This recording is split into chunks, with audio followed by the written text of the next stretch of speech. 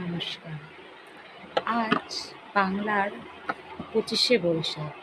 কবিগুরু রবীন্দ্রনাথ ঠাকুরের আজকে জন্মতিথি।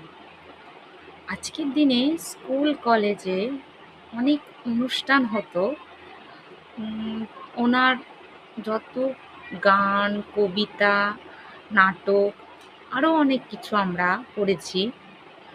তো তার মধ্যে গান গান হয়তো সবারই প্রিয়। তার মধ্যে কবিতাও ছিল যেগুলো খুব প্রিয় ছিল। তার মধ্যে একটা কবিতা আমার খুব মনে পড়ছে, আর তাছাড়াও আমার সবথেকে ভালো লাগতো। সেই কবিতাটার দুটো লাইন আমি আজকে বলি। ২ বিঘা জমি, রবীন্দ্রনাথ ঠাকুর। শুধু বিঘে ২ ছিল মোর ভুঁই, আর সবই গেছে ঋণে।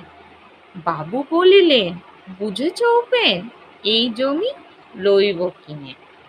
কহিলাম আমি, তুমি ভূস্বামী, ভূমির অন্ত নেই। চেয়ে দেখো মোর, আছে বড় জোর, মরিবার মতো ঠাই। শুনি রাজা কহে, বাপু জানো তো হে, করেছি বাগান খানা। পেলে বিঘে ২, পোস্তে ও দিঘে সমান হইবে টানা। ওটা দিতে হবে।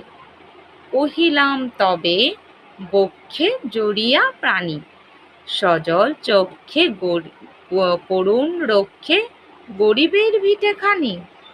নমস্কার।